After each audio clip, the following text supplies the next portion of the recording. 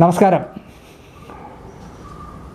ഞാൻ ഫെഫ്കയുടെ രൂപീകരണവുമായി ബന്ധപ്പെട്ട് എറണാകുളത്ത് BTH താമസിക്കുകയാണ്. കുറേ ദിവസം താമസിക്കേണ്ടി വന്നു സംഘടന രൂപീകരിക്കാനായിട്ട്.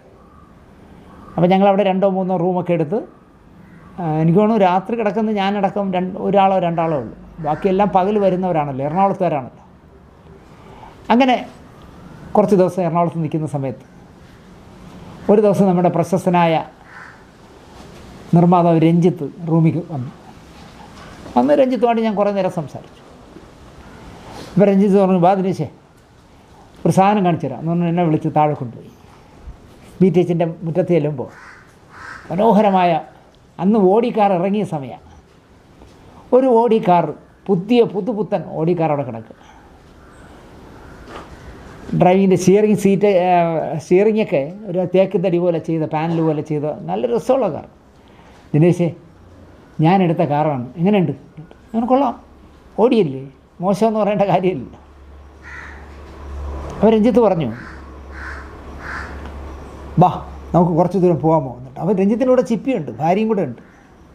നമുക്ക് കുറച്ച് ദൂരം പോകാമോ എന്നിട്ട്. ഞങ്ങൾ പിന്നെന്ത് പോവാം, ഞാൻ ഫ്രീയാണ്. ഞങ്ങൾ 3 പേരും കൂടി ആലുവ ഭാഗത്തേക്ക് ഓടിച്ചു പോയി. ഓടിച്ചുമ്പോൾ ഒന്നാമത് ഈ ഓടിക്കാർ റോഡിൽ ഒഴുകി പോകുന്ന പോലെയാണ് പോകണം. സ്പീഡ് പോലും നമ്മളറിയില്ല. രഞ്ജിത്ത് ആണെങ്കിൽ നന്നായിട്ട് ഡ്രൈവ് ചെയ്യുന്ന ആളുമാണ്. അങ്ങനെ കഥകൾ പറഞ്ഞ് ഞങ്ങൾ പോവാണ്. എടപ്പള്ളി കഴിഞ്ഞു, ആലുവ കഴിഞ്ഞു. ഞാൻ ചോദിച്ചു, ഇത് എവിടെ പോകണമെന്നില്ല. നമുക്ക് ചാലക്കുടി വരെ പോയിട്ടില്ലാന്ന് പറഞ്ഞു. ഞങ്ങളിങ്ങനെ കഥ പറഞ്ഞ് ചാലക്കുടിയിലെത്തിയപ്പോൾ വൈകുന്നേരമായി. അവിടെ ഒരു ഗസ്റ്റ് ഹൗസിൻ്റെ മുന്നിൽ ഷൂട്ടിംഗ് നടക്കുക. നായകൻ ശ്രീനിവാസനാണ്. അന്ന് നായകൻ ശ്രീനിവാസൻ എന്ന് പറഞ്ഞാൽ ശ്രീനിവാസൻ്റെ പ്രതാപകാലമാണ്. ഞങ്ങളവിടെ ചെന്നു. അപ്പോൾ വിളിച്ച് പറഞ്ഞിരുന്നു ശ്രീനിവാസനോടൊന്ന് എനിക്ക് മനസ്സിലായി. കാരണം രഞ്ജിത്തെ വന്നോ എന്നൊക്കെ പറഞ്ഞ് സംസാരിച്ചു. ഞാനുമായിട്ട് കുറേ കാര്യങ്ങൾ, തമാശകളൊക്കെ ഞങ്ങളെല്ലാം പറഞ്ഞു. എല്ലാം കഴിഞ്ഞ് രഞ്ജിത്ത് ഒരു ചെക്ക് ലീഫ് എടുത്ത് ക്ഷീണിച്ചേട്ടന് കൊടുത്തു. അല്ല, അതിപ്പോൾ വേണമെന്നില്ല രഞ്ജിത്തെ എന്നായി. ഇല്ല ചേട്ടാ, നമ്മളൊരു വർക്ക് അങ്ങോട്ട് തുടങ്ങുകയാണെന്ന് അറിയണമെങ്കിൽ, ഉറക്കണമെങ്കിൽ ഇതുപോലെ ചെക്കുകളൊക്കെ കൊടുക്കണം. ഇരിക്കട്ടെ അങ്ങനെ കൊടുത്തു. ഒരു അഡ്വാൻസാണ്, എത്ര ലക്ഷമെന്ന് എനിക്കറിയില്ല. അപ്പോൾ അവർ രഞ്ജിത്ത് പ്രൊഡ്യൂസ് ചെയ്ത് ശ്രീനിവാസൻ അഭിനയിക്കാൻ പോകുന്ന സിനിമയാണ്. അതിൻ്റെ എന്തൊക്കെയോ ചെറിയ കറക്ഷനുകളൊക്കെ പുള്ളി പറഞ്ഞു, നമുക്ക് അങ്ങനെ മാറ്റണം എന്നാലേ അത് ശരിയാവുള്ളൂ.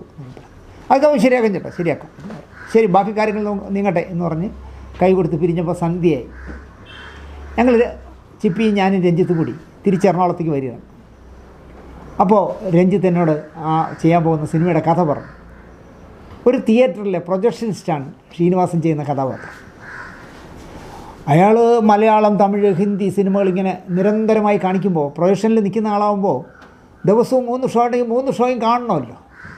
അഥവാ കാണണ്ടെന്ന് പറഞ്ഞാൽ അവിടെ ഇരുന്നാലും ഓഡിയോ എങ്കിലും കേൾക്കുമല്ലോ. അങ്ങനെ ദിവസവും 3 സിനിമകൾ, പല ഭാഷകളിലുള്ള പല തരത്തിലുള്ള സിനിമകൾ, ആക്ഷൻ സിനിമയാവാം, ക്രൈമാവാം, ഹാസ്യമാവാം, കുടുംബകഥകളാവാം, പ്രേമകഥയാവാം, ഇങ്ങനെ വ്യത്യസ്തമായ 100 കണക്കിന് സിനിമകൾ കാണുന്ന പ്രൊജക്ഷനിസ്റ്റാണ് ശ്രീനിവാസൻ ചെയ്യുന്ന വേഷം. അത് ക്രമേണ അയാളുടെ ജീവിതത്തിൻ്റെ ഒരു ഭാഗമായി മാറുകയാണ്.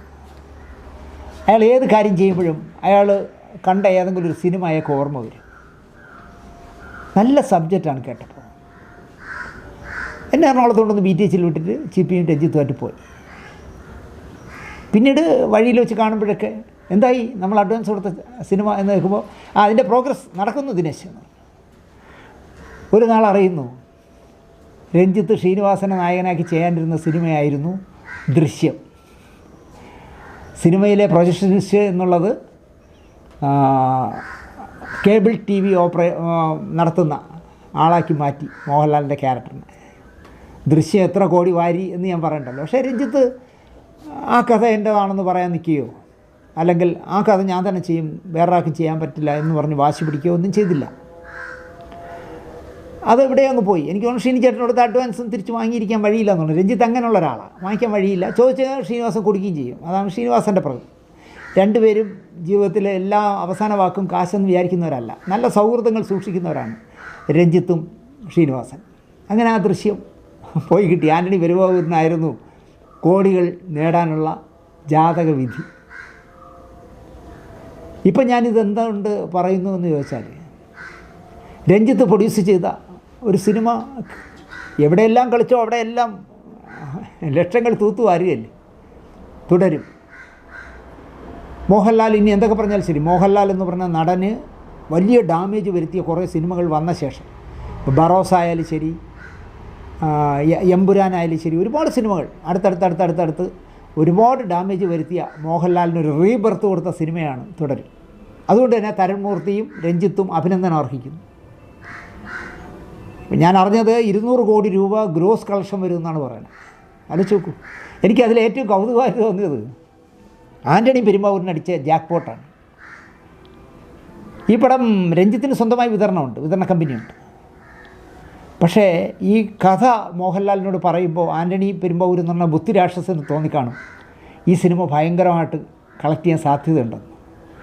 ആൻ്റണി പറഞ്ഞു, രഞ്ജിത്തെ ഈ പടത്തിൻ്റെ വിതരണം ആശീർവാദിന് തരണം. അപ്പോൾ മോഹൻലാലിൻ്റെ ഡേറ്റ് വൈകാതെ കിട്ടണമെങ്കിൽ ആശീർവാദും കൂടെ വിചാരിക്കണം, അല്ലെങ്കിൽ ആൻ്റണി കൂടെ വിചാരിക്കണമല്ലോ. ബുദ്ധിമാനായ രഞ്ജിത്ത് വിചാരിച്ച് കാണും പണ്ടാരടങ്ങാൻ നമ്മളെ വിതരണ കമ്പനി ഉണ്ടായിട്ടും ഇവൻ ചോദിക്കുന്നു, കൊടുക്കാതിരുന്നാൽ നമ്മളെ കുഴഞ്ഞാലോ എന്ന് വിചാരിച്ചിട്ട് രഞ്ജിത്തല്ലേ ചിരിച്ചുകൊണ്ട് അതിനെന്താ ആൻ്റണിക്ക് വിതരണം തരാമെന്നു. ഇപ്പം ഞാൻ അറിഞ്ഞത് വിതരണത്തിൻ്റെ കമ്മീഷൻ മാത്രം 1 രൂപ മുടക്കാതെ ഈ ചുമട്ട് തൊഴിലാളികളുടെ നോക്കുകൂലി പോലെ ആൻ്റണിക്ക് 6 കോടി രൂപ കിട്ടുമെന്നാണ് പറയുന്നത്. ആൻ്റണി പെരുമ്പാവൂരിന് 6 കോടി രൂപ കിട്ടുമെന്ന് നോക്കുകൂലി. അതല്ല നമ്മൾ പറയാൻ വന്ന വിഷയം, അതല്ല. പടം വലിയ ഹിറ്റായപ്പോൾ ഇപ്പോൾ പൈറസി ഇത്തിരി കുറഞ്ഞിരിക്കുന്ന കാലമാണ്. പക്ഷേ തൃശ്ശൂരിൽ നിന്നോ ആലുവയിൽ നിന്നോ എവിടുന്നോ വാഗമണിലേക്ക് പോകുന്നൊരു ബസ്സിൽ ഈ പടം ഇട്ടത് വലിയ വിവാദമായി. അത് കേസായിട്ടുണ്ട്, സൈബർ കേസായിട്ടുണ്ട്. കുരുങ്ങും. കാരണം ഇത്രയും കോടി കളക്ട് ചെയ്യുന്നൊരു പടം വ്യാജ പൈറസി ഇറക്കി ഒരു ധൈര്യപൂർവ്വം കേരളത്തിലോടുന്ന ടൂറിസ്റ്റ് ബസ്സുകളിൽ ഇടുക എന്നൊക്കെ പറഞ്ഞാൽ പിന്നെ രഞ്ജിത്തിന് അതൊരു ടെൻഷൻ വരാൻ സാധ്യതയില്ല. കാരണം ആറ്റുകാൽ പൊങ്കാല സമയത്ത്, ഉത്സവ സമയത്ത്, 10 ദിവസം ഉത്സവമാണല്ലോ, ആ ഉത്സവ സമയത്ത് ആറ്റുകാലിൽ തൊഴാൻ പോയിട്ട് കാറെടുക്കാനായിട്ട് ഗ്രൗണ്ടിൽ പോകുമ്പോൾ വ്യാജ CD വിൽക്കുന്ന ഒരാളിരുന്ന് വ്യാജ CD വിൽക്കുന്നു. ഒരു കൗതുകത്തിന് രഞ്ജിത്ത് നോക്കിയപ്പോൾ രഞ്ജിത്ത് പ്രൊഡ്യൂസ് ചെയ്ത ലെഫ്റ്റ് റൈറ്റ് ലെഫ്റ്റ് എന്ന് പറഞ്ഞ സിനിമ വ്യാജ കാസറ്റ് CD 30 രൂപയ്ക്ക് വിൽക്കുന്നു. 30 രൂപ എടുത്ത് രഞ്ജിത്ത് ഒരു വ്യാജ CD വാങ്ങിച്ചു. അപ്പോൾ സ്വന്തം സിനിമയുടെ വ്യാജ CD വാങ്ങിച്ച ആളാണ് രഞ്ജിത്ത്. അതുകൊണ്ട് തന്നെ ബസ്സിലിട്ടെന്ന് പറഞ്ഞപ്പോൾ നിയമപരമായി കേസിന് പോയിട്ടുണ്ട്. ഞാൻ പറയാൻ വന്നത് അതുമല്ല, നമ്മുടെ ഇവിടെ ഏതെങ്കിലും ഒരു പടം ഓടിയല്ലേ, ഒരു പടം നന്നായിട്ട് കളക്ഷൻ ആവുന്നു എന്ന് കണ്ടാൽ അപ്പോൾ ആ കഥയുടെ പിതൃത്വം ഏറ്റെടുത്തുകൊണ്ട് ചിലർ വരും. എന്താണെന്ന് അറിഞ്ഞൂടാ, ഒരു പടം ഓടിയാൽ ആ പടം എൻ്റെതാണ് എന്ന് പറഞ്ഞു. ഇപ്പോൾ എന്തോ സത്യചന്ദ്രൻ പൊയിൽക്കാവ് എന്ന് പറഞ്ഞൊരു കവി 15 വർഷം മുമ്പ് ഞാൻ ചെയ്യാനിരുന്ന സിനിമയാണ്, തമിഴൻ എന്നുള്ള പേരിൽ ഞാൻ ചെയ്യാനിരുന്ന സിനിമയാണ്, അതിലെ കഥാപാത്രങ്ങളെല്ലാം ഞാൻ ഉണ്ടാക്കിയതാണെന്നൊക്കെ പറഞ്ഞ് ഇഷ്യൂ ഉണ്ടാക്കി. അത് വിവാദമായി കിടക്കുക. രഞ്ജിത്ത് മാത്രമാണ് മറുപടി പറയാത്തത്. അതിൻ്റെ പിന്നാലെ ഈ മധുരം നൊമ്പരക്കാറ്റൊക്കെ പ്രൊഡ്യൂസ് ചെയ്ത ഒരു നന്ദകുമാർ ഉണ്ടായിരുന്നു. ഒരു ഘട്ടം കഴിയുമ്പോൾ നന്ദകുമാർ വിചാരിച്ചു ഈ സംവിധാനം ചെയ്യാനൊക്കെ ഇവനൊക്കെ പൈസ കൊടുക്കണമെന്ന്, ഞാനങ്ങ് ചെയ്താൽ പോരെ എന്ന് ചോദിച്ചിട്ട് അയാൾ കുറേ പൊട്ടപ്പടങ്ങൾ ചെയ്തു. പൊട്ടപ്പടങ്ങൾ ഒന്നും ഓടിയിട്ടില്ല. പക്ഷേ നന്ദകുമാർ പേര് മാറ്റി കുമാർ നന്ദ എന്നാക്കി, പേരിനെ തിരിച്ചിട്ട് കുമാർ നന്ദ എന്ന് പറഞ്ഞു. അയാൾ പറയാണ് ഞാൻ ചെയ്യാനിരുന്ന സിനിമയുടെ കഥയാണിത്. അല്ലേ ജോർജ് എന്ന് പറഞ്ഞ ഒരു കഥാപാത്രം ഉള്ളത് എൻ്റെ കയ്യിൽ ജോയി ആയിരുന്നെന്നോ ഇതൊക്കെ പറഞ്ഞ് കുമാർ നന്ദി ഇറങ്ങിയിട്ടുണ്ട്. അപ്പോൾ ഒരേ കഥ തന്നെ സത്യേന്ദ്രൻ പൊയിൽക്കാവും പറയുന്നു, ഇപ്പുറത്ത് നമ്മുടെ കുമാർ നന്ദിയും പറയുന്നു ഇതെൻ്റെ കഥയാണ്, ഞാൻ 15 വർഷമായിട്ട് ഉണ്ടാക്കിയെടുത്ത എൻ്റെ ക്യാരക്ടറുകളാണത് എന്ന് പറയുന്നു. പക്ഷേ തരുൺമൂർത്തി എന്ന് പറഞ്ഞ തുടരും എന്ന് പറഞ്ഞ സിനിമയുടെ സംവിധായകനോ രഞ്ജിത്ത് എന്ന് പറഞ്ഞ എൻ്റെ നിർമ്മാതാവോ ഒരക്ഷരം ഇതുവരെ മിണ്ടിയിട്ടില്ല. ഇനിയിപ്പോൾ ഇവർ 3 പേരും ചുരണ്ടിയത് ഏതെങ്കിലും നല്ലൊരു സിനിമയോ നല്ലൊരു പുസ്തകമോ ആണോ എന്നാണ് എൻ്റെ സംശയം. തരുൺമൂർത്തി ആരും കാണില്ല എന്ന് പറഞ്ഞ് ചുരണ്ടി റെഡിയാക്കി വന്നപ്പോൾ കുമാർ നന്ദ അതിന് മുമ്പേ ചുരണ്ടി വെച്ചതായിരിക്കാം, അതിന് മുമ്പേ ചുരണ്ടിയതായിരിക്കാം സത്യേന്ദ്രൻ പൊയിൽക്കാവ്. അല്ലെങ്കിൽ പിന്നെ ഒരമ്മ പെറ്റ മക്കളെ പോലെ ഒരു 3 പേരും കൂടെ ചേർന്ന് ഇത് എൻ്റെ കഥ എന്ന് പറഞ്ഞത് എനിക്ക് മനസ്സിലാവില്ല. എൻ്റെ സത്യം അറിയാവുന്നത് രഞ്ജിത്തിനും നമ്മുടെ തരുൺമൂർത്തിക്കുമായിരിക്കും. എന്തായാലും കേസൊന്നും നിലനിൽക്കില്ല. കാരണം ഇവരൊന്നും ഏതെങ്കിലും പ്രസിദ്ധീകരണങ്ങളിൽ പ്രിൻ്റ് ചെയ്യുകയോ ഇവർ നിരന്തരമായി തിരക്കഥ എഴുതുന്നവരും കഥ എഴുതുന്നവരും ഒക്കെ ആണെങ്കിലല്ലേ കേസിന് പോയിട്ട് കാര്യമില്ല. പക്ഷേ സത്യേന്ദ്രൻ പൊയിൽക്കാവ് പത്രസമ്മേളനം നടത്തി പറയുന്നു നമ്മുടെ കുമാർ നന്ദയും പറയുന്നു, അയാളുടെ ഭാര്യ പ്രജൂഷയും പറയുന്നു, എല്ലാവരും പറയുന്നു ഈ കഥ ഞങ്ങളുടേതാണ്. തരുൺമൂർത്തി സിനിമ എടുത്ത തരുൺമൂർത്തി മാത്രം പറയുന്നില്ല ഇതെൻ്റെ കഥയാണ്. ഇതെവിടെ സംഭവിച്ചു എന്നറിയില്ല. എന്തായാലും എനിക്ക് തോന്നുന്നത് ഇതാണ്, ഇവർ 3 പേരും ഏതോ ഒരു നല്ല സിനിമ, കൊറിയൻ സിനിമയോ വല്ലതും എടുത്ത് ചുരണ്ടിയതോ. പക്ഷേ അങ്ങനെ കൊറിയൻ സിനിമ എടുത്ത് ചുരണ്ടിയാൽ തുടരും പോലൊരു സിനിമ എടുക്കാൻ പറ്റില്ല. പിന്നെയുള്ളത് 10, 25, 50 വർഷം മുമ്പ് ഇറങ്ങിയ വല്ല തമിഴ്, തെലുങ്ക്, ഹിന്ദി പടത്തിൽ നിന്ന് ചുരണ്ടിയതാണോ, അല്ലെങ്കിൽ ഏതെങ്കിലും പുസ്തകത്തിൽ നിന്ന് ചുരണ്ടിയതാണോ എന്താണെന്നുണ്ടോ. എന്തായാലും ഇരട്ട പെറ്റ മക്കളെന്നല്ല പറയണ്ടേ, ഒരമ്മ പെറ്റ മക്കളെ പോലെ 3 പേരും അവരുടെ കഥയാണെന്ന് പറയുന്നു. ഇതെന്താണ് ഇതിൻ്റെ സത്യാവസ്ഥ എന്ന് രഞ്ജിത്തോ തരുൺമൂർത്തിയോ പറയട്ടെ. ഈ ഒരു കൊച്ചു വിഷയമാണ് എനിക്കിന്ന് നിങ്ങളോട് പറയാനുള്ളത്. ഇഷ്ടപ്പെട്ടിരിക്കും എന്ന് ഞാൻ വിശ്വസിക്കുന്നു.